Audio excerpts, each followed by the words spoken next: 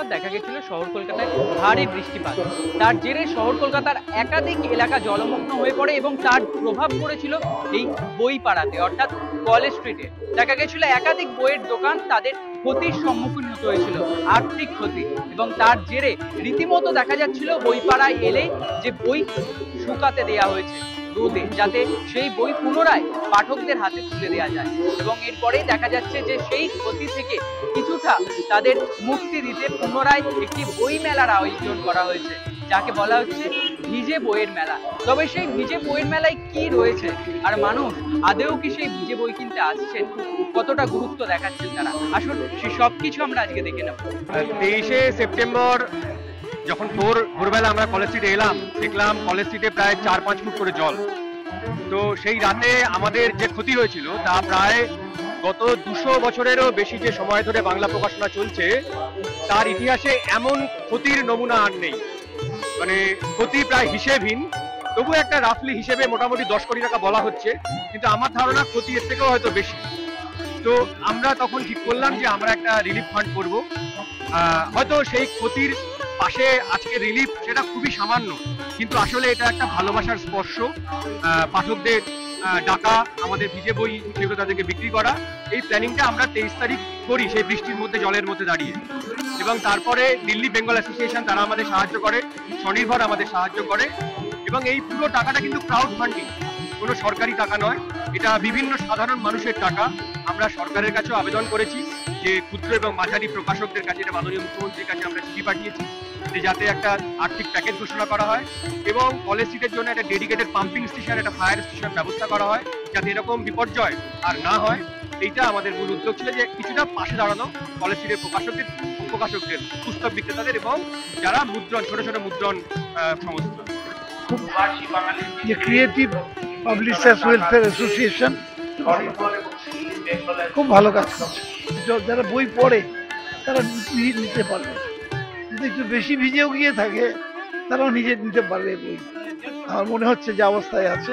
আমি দু একটা স্টল দেখলাম, আমার মনে হয় এখান থেকে বই নিয়ে যারা বই পড়তে ভালোবাসে, এখন তো বেশিরভাগ লোক মোবাইল দেখতে ভালোবাসে, ইন্টারনেটে যেতে ভালোবাসে, ওটা আমাদের মনে তৃপ্তি হয় না।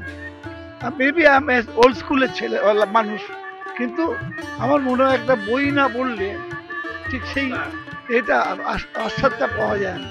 এরকম তো হট করে দেখা যায় না এই বইটা। বাঙালি হিন্দু মুসলমান সমাজ বিবাহ গীতি, তাদের বিয়ের সময় কি ধরনের গান হতো অনেক কাল আগে থেকে, তার একটা ঐতিহাসিক রিপোর্ট আছে এর মধ্যে। একটুখানি মাথায় স্ট্রাইক করি। বইয়ের কন্ডিশন, হ্যাঁ এগুলো একটু ভেজা ভেজা, আরো একটু রোদ লাগাতে হবে, খারাপ নয়, ঠিক আছে। আমাদের পুরনো বই বাড়িতে থাকে, তারাও তো গুঁড়ো গুঁড়ো হয়ে যায়, তার থেকে তো ভালো খানিকটা পাশে দাঁড়ানো, খানিকটা বইগুলোর তো দাম অনেকটা, সেখানে যদি আমি একটুখানি ডিসকাউন্টে পাই তো পড়তে পারবো, রাখতে পারবো। অনেকটা ভালো ভালো বই, দামি দামি বই তাদের একটু কম দামে পেলে 1, 2, 3, 4, 5 আর একটু দেখ। ওই যদি এইসব বইয়ের 150 টাকা করে দাম হয়, 1,500 টাকা দাম, কত আসতে পারে বলুন? প্রায় 80 পিস, 100 পিস বই, 100 না হয়ে 300 বই, 4,000 টাকা করে দাম। বইয়ের ক্ষতি মানে আনলিমিটেড, এখনো পর্যন্ত দেখাই হয় না যে কত ক্ষতি হতে পারে। মেন আজ পর্যন্ত যতটুকু আছে, মানে যেটা মানে বেঁচে থাকার তাগিদে যেটা করার দরকার করতে তো হবে।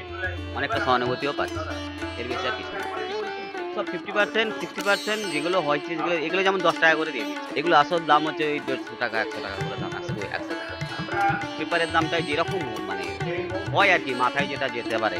দেখুন, আমাদের প্রায় 50 থেকে 60,000 টাকার মতো ক্ষতি হয়েছে আমাদের প্রকাশনী। যদি পুরো বই পাড়া ধরা হয়, এখন বলাই হচ্ছে দেখছেন প্রায় কোটি টাকার মতো মানে লোকসান হয়েছে আমাদের। তো সেটা তো সম্ভব নয়। আমরা ওই জন্য চেষ্টা করছি যে বইগুলো একটু ভিজে গেছে জলে, সেগুলোকে একটু হিট দিয়ে একটু আমরা যদি চেষ্টা করছি রোদের মধ্যে দেওয়া বা ড্রায়ার দিয়ে একটু শুকিয়ে সেগুলোকে একটু গুছিয়ে, বা হয়তো বইয়ের ভেতরটা ঠিকই আছে, ওপরের কভারটা হয়তো ছিঁড়ে গেছে, সেই কভারটা নতুন করে আবার ছাপিয়ে ল্যামিনেশন করে পাঠকের কাছে দেওয়া, পাঠক যাতে সেই বইটাকে নিতে পারে। এবং পাঠকের কাছে একটি বই যে কত মূল্যবান, সেই তার জন্য তো আমরা পরিশ্রম করে যাচ্ছি। ফলে সেই যে ক্ষতিটা হয়ে গেছে সেটা তো সম্ভব নয়, কিন্তু চেষ্টা করছি আমরা। হ্যাঁ হ্যাঁ নিশ্চয়ই, যথেষ্ট ভালো কন্ডিশনে আছে সব বই, আমি যতটুকু দেখেছি ভালো কন্ডিশনে আছে। এত বই নষ্ট হয়েছে এই দুর্যোগের সময়ে, সেটা রিকভার করার এত ভালো একটা প্রয়াস, সেটাতে অংশ নিতে পেরে আমাদেরও ভালো লাগছে। আর আরেকটা সেকেন্ড পয়েন্ট, ডিসকাউন্ট রয়েছে কিছু, তো সেটা অবশ্যই একটা কারণ। আমাদের একদিনের জন্য আজকে এটা মেলাটা করা হয়েছে, ভিজে বইয়ের মেলা। তা কাস্টমারদেরও বলা হয়েছে আসুন আপনারা ভিজে বই কিনুন, 50% আমরা অফার দিচ্ছি। এটাই আমাদের একটা, যদি কিছু একটা ইয়ে করা যায়। বইগুলো কন্ডিশন মোটামুটি এখনো আপাতত শুকানো হয়েছে, এখনো শুকানো চলছে। ভিজে অবস্থাতে এখনো কিছু বই ভিজা আছে, সেই ভিজে বইটাই আমরা ডিসকাউন্টে বেচার চেষ্টা করছি। কোনো বই দেখা যাচ্ছে এখনো ছিঁড়ে রয়েছে, আবার কোনো বইয়ের পাতায় লেখা স্পষ্ট নয়। অর্থাৎ সব মিলিয়ে এখনো যে সেই 23 তারিখের বৃষ্টির কারণে বইপাড়ায় যে আর্থিক প্রভাব বা এই বই নষ্ট ধরা পড়েছিল সেটি এখনো দগদগে। এবং সেই অবস্থাতেই আজকে ভিজে বইয়ের মেলা, যেখানে সেই সকল ভিজে বইকে শুকিয়ে পুনরায় পাঠকদের সামনে বিক্রি করা হচ্ছে এবং সাধারণ মানুষ সেই সব বই কম দামে বা ডিসকাউন্টে কিনতে ভিড় জমাচ্ছেন। ক্যামেরায় প্রিয়াঙ্কুরের সাথে অর্ঘজিতের রিপোর্ট, এস নিউজ।